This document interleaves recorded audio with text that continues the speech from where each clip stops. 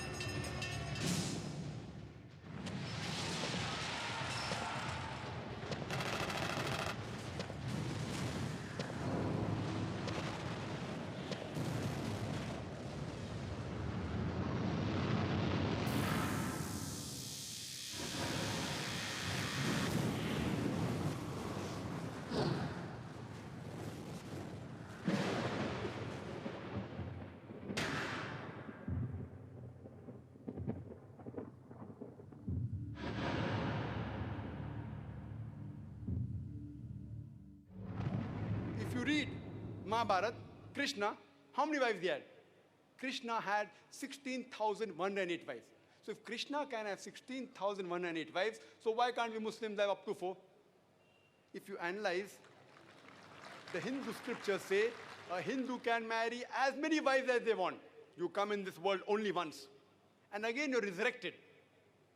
And Allah says in the Quran, in chapter 67, verse number 2, that Allazi khalaqal mauta wal hayata. It is Allah who has created death and life to test which of you is good indeed. This life is a test for the hereafter. Allah says that this life, different people have different tests. And depending upon different tests, the life will keep on changing.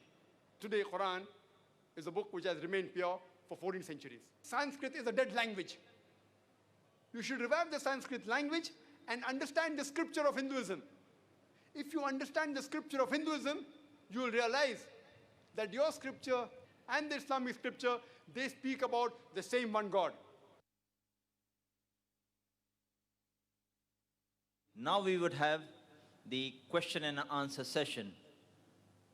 To analyze the similarities between Hinduism and Islam adequately for all those present here today, in the limited time that we have available now, we would like the following rules to be followed during the question and answer session.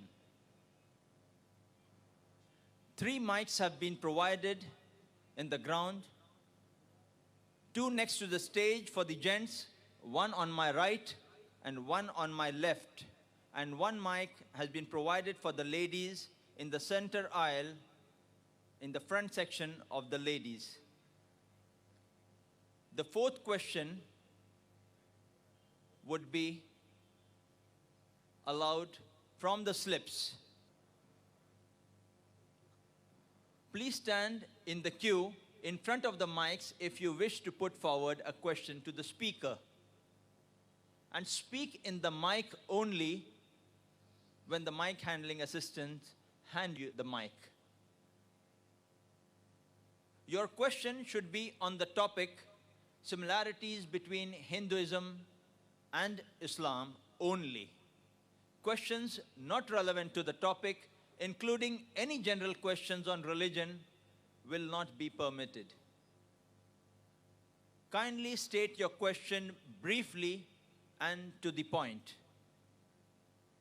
Only 1 question at a time per questioner will be allowed.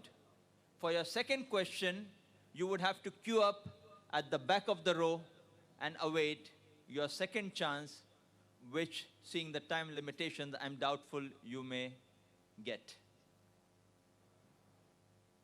We will allow 1 question at a time on each of the mics in clockwise rotation. The first question from the ladies' mic, the second question from the brothers who queue up on my right. And the third question from the microphone on my left down here. The fourth question would be from the slip. And we again rotate in serial order in similar fashion. A written question on slip papers which are available from the volunteers in the aisles and in the gangways can be sent up through the seating volunteers up to the stage on my left, and the stage management director would hand over the same to me. In the interest of avoiding wasting time on irrelevant issues and to ensure a more educative and interesting question and answer session, my decision to allow or disallow questions which are irrelevant will be final. In this, I would also be assisted by the Director of Stage Management and one of the officials from the police who have been deputed by DCP Mr. Himanshu Rai. Kindly state your name and profession before putting forward your question so that the speaker can give you an adequate level response. Can we have the first question from the sisters, please? I'm Mrs. Rangwala. You have praised Raja Ram Mohan Roy in your talk. Do you know that he was against Parda? Why does Islam degrade woman by keeping her behind the veil? Isn't a Hindu woman modest in her shalwar kameez? The sisters asked a very good question, that I spoke highly about Raja Ram Mohan Roy in my talk and about the reform he brought in Hinduism. But he even spoke against the hijab system that's there in Islam. So do I know about that? And why does Islam degrade the woman by keeping her behind the veil? And is a Hindu woman who does not wear a veil and wear a salwar kameez, is she modest? Sister, you should understand that if I appreciate certain points of a person, that does not mean I agree with all his points. For example, 4 years back, the Home Minister of India, Mr. L.K. Advani, he suggested the law that the rapist should be put to death. And I appreciated that he agreed with the Islamic philosophy that a rapist should be put to death. But when I appreciated Mr. L.K. Advani, that doesn't mean I agree with him totally. But I do agree with the suggestion that a rapist should be put to death, same as Islam says. Similarly, Raja Ram Mohan Roy, I appreciate him. He's a great reformer. I really respect him. I also know that he was against the hijab system, which is mentioned in Islam. Now today, if we analyze the modesty level of a human being, it differs depending upon the surrounding they live in.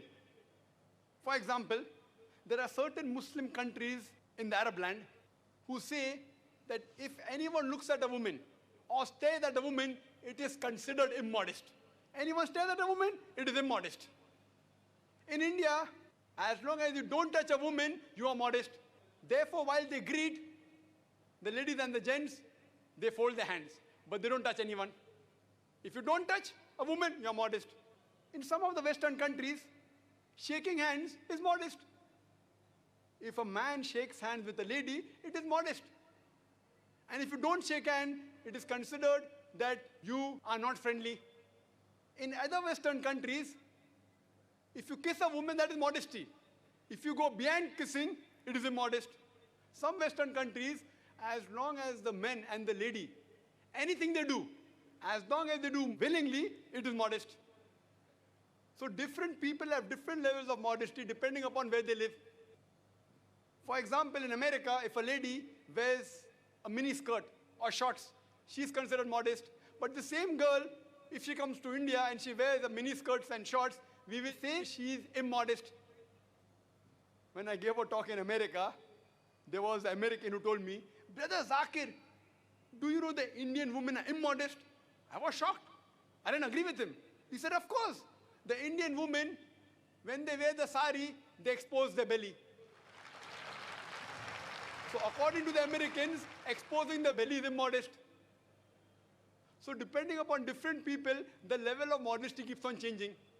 Let us try and analyze what does our Creator, Almighty God, have to speak about modesty. Allah says in the Quran, in Surah Nur, chapter number 24, verse number 30, say to the believing man that he should lower his gaze and guard his modesty. Allah first speaks about the modesty for the man and then of the woman. Whenever a man looks at a woman, any brazen thought comes in his mind, he should lower his gaze. There was a Muslim who was staring at a girl for a long time. I told, brother, what are you doing? It is haram to stare at a woman. He told me, our beloved Prophet said, the first glance is allowed, the second is prohibited. I have not yet completed half my glance. What did the Prophet mean when he said the first glance is allowed, the second is prohibited? What he meant was, if you unintentionally look at a woman, do not intentionally look at her to feast on her beauty. That doesn't mean you can look at a woman for 10 minutes without blinking and saying, I have not completed my glance. The next verse speaks about the hijab for the woman. Allah says in Surah Nur, chapter number 24, verse number 31, say to the believing woman that she should lower her gaze and guard her modesty, and display not her beauty except what appears ordinary of, and draw her veil, a head covering over the bosom, except in front of her father, her husband, her sons, and the big list of mahrams who she cannot marry is given. And the criteria for hijab is given in the Quran, the Sahih Hadith. There are basically 6 criteria. The first is the extent. That is, the extent for the man is from the navel to the knee. For the woman, the complete body should be covered. The only part that can be seen is the face and the hands up to the wrist.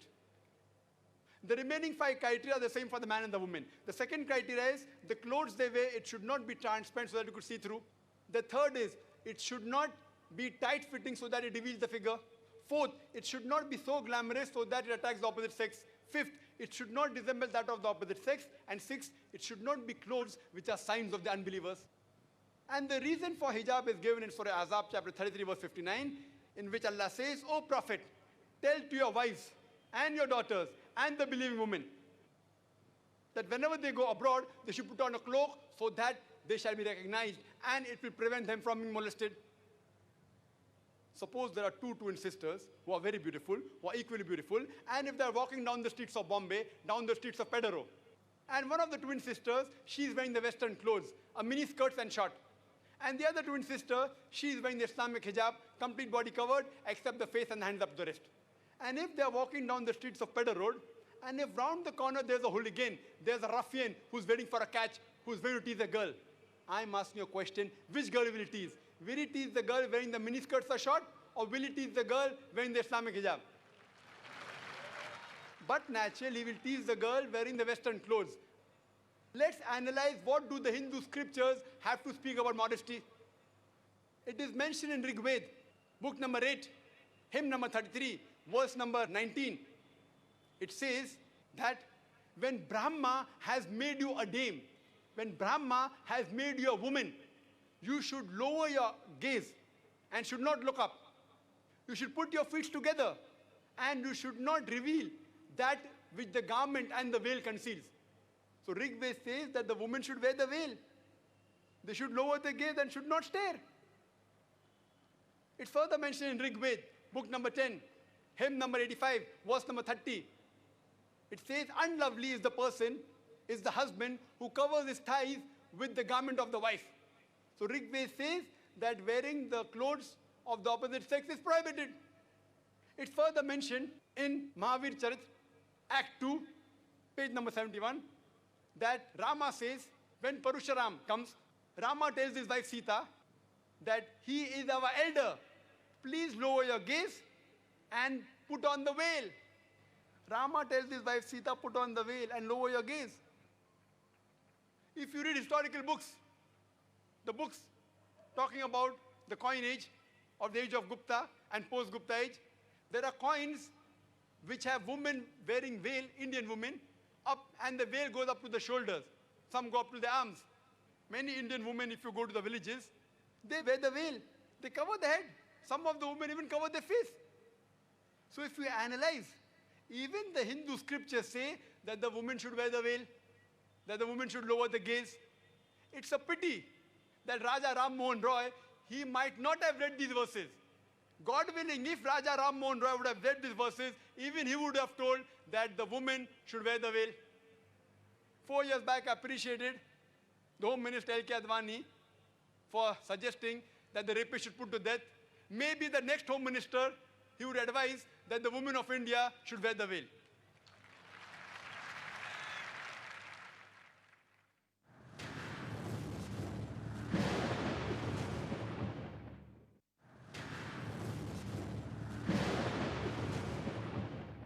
Yes, brother. Can you state your name and profession? Assalamu alaikum. My name is Afroz Wasaya. I am a manager in a private limited company. I would like to put one question. It is a common belief of all the religion that God can do everything. Then why can't he become human being? The brother posed the question that all the religions believe that God can do anything and everything, so why can't he become a human being? Most of the religions, beside Islam, they believe in a philosophy known as anthropomorphism. That means Almighty God, He takes human forms. And they believe in the philosophy that Almighty God is so holy, He doesn't know the shortcomings of human beings. How will a human being feel when he's hurt? How will a human being feel when he's in trouble or in problem? So Almighty God has come down in this world and become a human being to set the rules for the human being. On the face of it, it's a very good logic. But I tell these people that suppose I manufacture a VCR. Do I have to become a VCR to know what is good or what is bad for the VCR? Since I'm the creator, I don't have to become a VCR. I just write an instruction manual that if you want to play the VCR, video cassette recorder, put in the video cassette and press the play button. If you want to fast forward, press the FF button. If you want to stop, press the stop button. Don't drop it from a height, it will get spoiled. Don't immerse it in water, it will get damaged. I'll write an instruction manual. Similarly, Almighty God, since He is the creator of the human beings, He does not have to become a human being to know what is good or what is bad for the human being. What does He do? He chooses a man amongst men and He reveals a revelation. And the last and final revelation for the human beings, it is the glorious Quran, the do's and don'ts. If I agree with you for sake of argument that Almighty God can do anything and everything, so why can't He become a human being?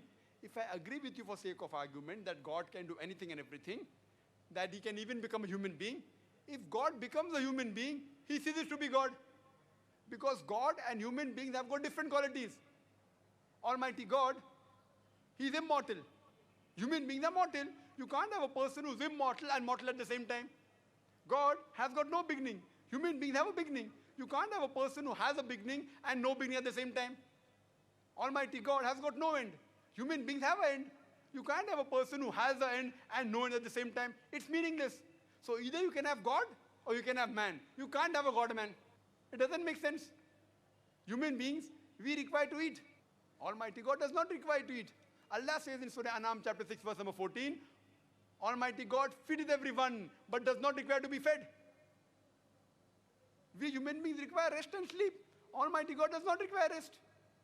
If I agree with you for sake of argument, Almighty God can do anything and everything, in that same argument, Almighty God can even tell a lie. It is ungodly to tell a lie. The moment God tells lie, He ceases to be God. If I agree with you, God can do everything, God Almighty can even be unjust. But the moment God does injustice, He ceases to be God. Allah says in the Quran, Surah Nisa, chapter number 4, verse 40, that Almighty God is never unjust in the least degree. If Almighty God wants, He can forget. But to forget is ungodly. Allah says in Surah Taha chapter 20 verse 52 that Allah subhanahu wa ta'ala never forgets. The moment Almighty God forgets, He ceases to be God. If Almighty God wants, He can make a mistake. But to make a mistake is ungodly. Allah says in Surah Taha chapter 20 verse 52 that Almighty God never makes a mistake. The moment God makes a mistake, He ceases to be God. Nowhere in the Quran it is mentioned that God can do everything. What Allah says in the Quran in Surah Fatir chapter 35 verse number 1 is Inna Allaha la kulli shay'in qadir. That verily Allah has power over all things. It's mentioned in several places. In Surah Baqarah chapter number 2 verse number 106. In Surah Baqarah chapter number 2 verse number 109. In Surah Baqarah chapter number 2 verse number 284. In Surah Al-Imran chapter number 3 verse 29. In Surah Nahl chapter 16 verse 77. In Surah Fatir chapter 35 verse number 1 Allah says Inna Allaha la kulli shay'in qadir. For verily Allah has power over all things. Allah says in Surah Buruj, chapter number 85, verse number 16, that Allah is the doer of all He intends. Whatever He intends, He can do. But Almighty God will never intend telling a lie, will never intend making a mistake. He will never intend becoming a human being. He will only intend things which are godly. Hope that answers the question. Next question from the brother on my left. Assalamu alaikum. My name is Atif Sumar and I'm a student. And my question is that Hindu scholars, well, when they're doing idol worship, they claim that they're just worshipping the Almighty God, but the idols are just for concentration. So, according to Islam, is it allowed? Is this allowed?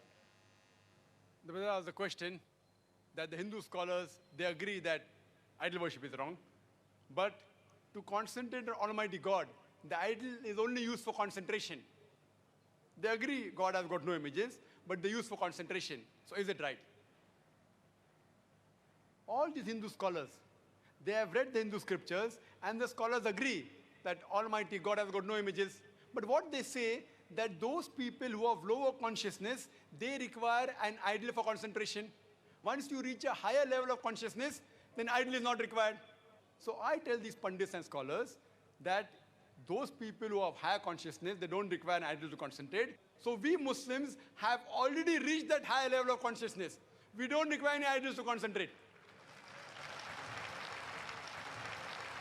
Furthermore, once the Pandit told me that when we speak to children, we have to make them understand easily. If your child asks you, why does it thunder? So we give the reply that Ai ma chakki pisti hai. It is thundering because Ai ma chakki pisti hai. Grandmother in the heaven, she is grinding flour. I told him, in Islam, we don't agree in telling a lie, even if it's a white lie. If I tell my son that it thunders because Ai ma chakki pisti hai, and when he goes to school, he learns that thundering is due to sudden expansion of rapidly heated air, he will start thinking that my father is telling a lie. What we have to know, we have to speak the truth. The Pandits and the scholars, they say that at the lower level, the idol is required for concentration. At a higher level, we don't require concentration. Like how if we study at the lowest standard one, it's required, higher level is not required. I tell them that suppose we teach mathematics. In standard 2, when we teach mathematics, we say 2 plus 2 is equal to 4. But the same 2 plus 2 is equal to 4 remains in 10th standard, remains when he does his graduation, it even remains when he does the PhD. The basic teaching of any subject remains the same. 2 plus 2 will remain the same irrespective of its 2nd standard, or 10th standard, or graduation, or PhD. It is very clear that in the Vedas, in the Hindu scriptures, Almighty God has got no images. It's the basics. You can't change your basic. If someone tells me that in standard 2, 2 plus 2 is equal to 5, so you can't tell your son, don't worry, when you reach standard 10, I will tell you 2 plus 2 is not equal to 5. You have to correct him immediately. So it's the duty of all the Hindu scholars to tell the Hindus that according to the Hindu scriptures, Almighty God has got no images. That is the basic. So even at the basic level, they should preach to their followers that idol worship is wrong. Hope that answers the question.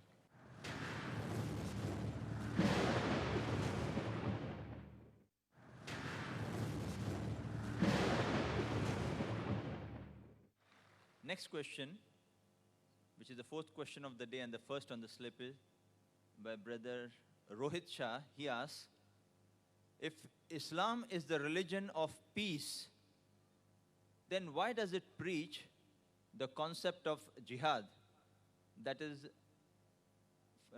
fighting and killing the kafir? In fact, Hinduism is the religion of peace. The brother has asked a very important question, that if Islam is a religion of peace, why does it preach about jihad, that is fighting and killing the kafir?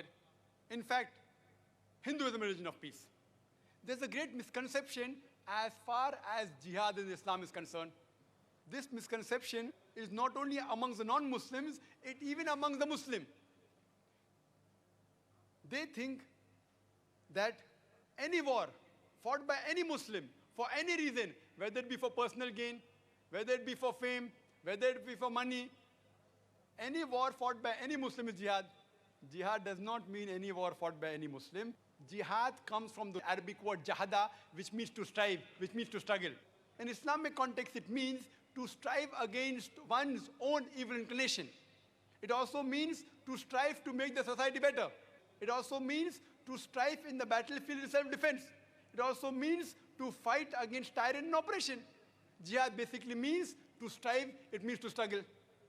And very often the critics of Islam, even the Hindu critics, even Arun Shuri, he writes in his book, The World of Fatwa, and he quotes Surah Tawbah, chapter number 9, verse number 5, and it says that the Quran mentions, wherever you find a kafir, into bracket Hindus, wherever you find a kafir, you kill them. And if you open the Quran, and if you read in this Quran, chapter number 9, verse number 5, it does say that wherever you find a kafir, you kill him. But it is a quotation out of context.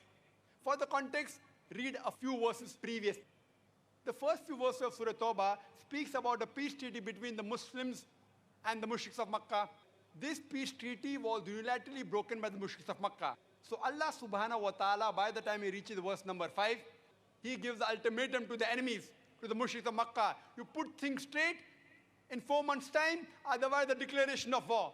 And in the battlefield, Allah says to the Muslims, wherever you find the enemies, wherever you find the kafir, you kill them. This verse of the Quran is talking about the battlefield. When the Muslims are fighting for truth, against falsehood, against the enemy, if they come to attack you, don't get scared, kill them. Any army general, to boost up the morale of the soldiers, will say that kill the enemies. He will not say that let the enemies go. So Quran speaks the same. And Arun Shuri, after verse number 5 of Surah Tawbah, jumps to verse number 7. Any intelligent person knows that verse number 6 has the reply to his allegation. Verse number 6 says that if the enemies, if the mushriks want asylum, don't just let them go. Escort them to a place of security so that they will hear the word of Almighty God. The most generous army general today will say that let the enemy go. Which army general today will say that escort the enemy to security? That is what the Quran says. And there's another misconception in Islam, that jihad means holy war. Holy war in Arabic is Harbun Muqaddasa. Nowhere in the Quran is Harbun Muqaddasa mentioned, nowhere it's mentioned in the Hadith. Holy war is not the translation of jihad. This holy war was first used to describe the crusaders, the Christian crusaders, who conquered many lands and killed thousands of people in the name of Christianity. Now today they use this holy war for Muslims, which is totally wrong. And unfortunately, many Muslim scholars, inverted commas, even they use holy war as a translation from jihad, is totally wrong. Let's analyze what do the Hindu scriptures have to speak about jihad. It's mentioned in Bhagavad Gita, chapter number 2, verse number 50. Shri Krishna tells Arjun that strive for yoga. That's good for you. Strive. We struggle. So even Shri Krishna tells Arjun to strive and struggle. And if you read the Mahabharata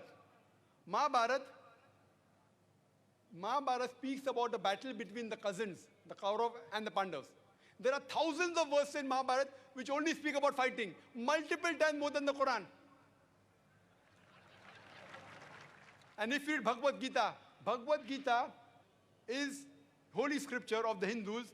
It speaks about advice given by Shri Krishna to Arjun in the battlefield. Bhagavad Gita says in chapter number 1, verse number 42 to verse number 46, Arjun says, I would prefer dying unarmed and without fighting rather than kill the cousins, the Kauravas, the son of Dhritarashtra.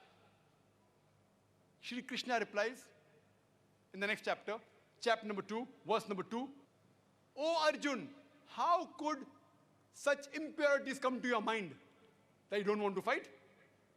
You will not enter heaven. How could you get such important thoughts which weakened your hearts? Shri Krishna says in Bhagavad Gita, chapter number 2, verse number 31 to verse number 33. It says, O Arjun, you are a Kshatriya. You should fight. Then only will you go to heaven, otherwise you won't go. And blessed are those Kshatriyas who fight for the truth in the battle. And many of the critics, they speak again